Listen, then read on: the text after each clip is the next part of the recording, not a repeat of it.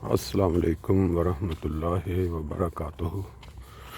रबवा दी फज़ावां दे विचों फजर दे बाद तुहानूं ओह वाली सुबह दी खूबसूरत लालगी जिहड़ी फ्रैंकफर्ट दीयां फज़ावां तो डेली दिखाई दी सी, अज ओह भी दिखाने का मौका मिल रहा है जी। ओह वाली सड़क जिहड़ी सीधी मस्जिद मैदी नूं जा रही है, दारुल सदर दे विचों स्टार्ट हो के सुबह सुबह अर्ली मॉर्निंग नमाज फजर और दरस के बाद, क्योंकि आज दिन हल्का हल्का चढ़ रहा है, इन्नी ज़्यादा गहमा गहमी सड़क तो बिल्कुल नहीं। स्कूल कॉलेज बंद कर दिते हैं गवर्नमेंट ने, शादी हाल बंद कर दिते हैं, वड्डियां गैदरिंग सब बंद कर दी, जिसकी वजह तो ज़्यादा गहमा गहमी शोर शराबा नहीं होएगा। लेकिन नज़ारे जिहड़े सुबह दे ने खूबसूरत, वो दुनिया के किसी भी किनारे चले जाओ, सुबह की वाक फजर के बाद वो दौरान तुसीं मज़े लै सकते हो। देखो तुसीं इस साइड से साढ़े नाल चंद भी है, अपना जेह्ड़े मेरा गेस्ट हाउस अंजुमन, फिर अगों दफातर सदर अंजुमन। अज तुहानूं सुबह सुबह नाल वाक कराने जी। यह देखो इतों गोल बाज़ार का आगाज़ हो जाता, दुकाना इस टाइम सुबह सुबह बिल्कुल कंप्लीट खामोशी, क्योंकि सुबह अजे 6 भी नहीं बजे। इस वास्ते मेरा ख्याल है कि बाज़ार जाके खुलेगा तकरीबन 9-10 बजे, फिर कोई रौनक बनेगी माशाल्लाह। थल्ले जी इन्होंने सीलिंग की है, बड़े खूबसूरत है बाज़ार जरा, और साइड के नाल मस्जिद मैदी का नज़ारा जे। तो दिन के टाइम इंशाअल्लाह ताला चक्कर लगावांगे, लगा के तुहानूं किसी टाइम सैर करावांगे बाज़ार की।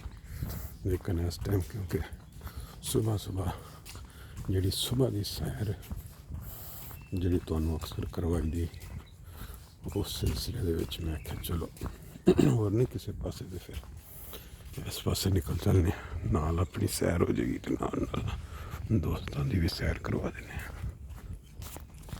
अक्सर रोड शुरू हो गया इस जगह नुक्कर अल फजल ब्रदर्स है ना, अफजल ब्रदर्स। देखो इस टाइम कोई ज़्यादा रश नहीं, लेकिन आहिस्ता आहिस्ता जी शुरू हो गई ट्रैफिक। यह वाली मस्जिद भी सबको याद होएगी जेड़े रबवा दे विच वक्त बाजार के जा चुके हैं।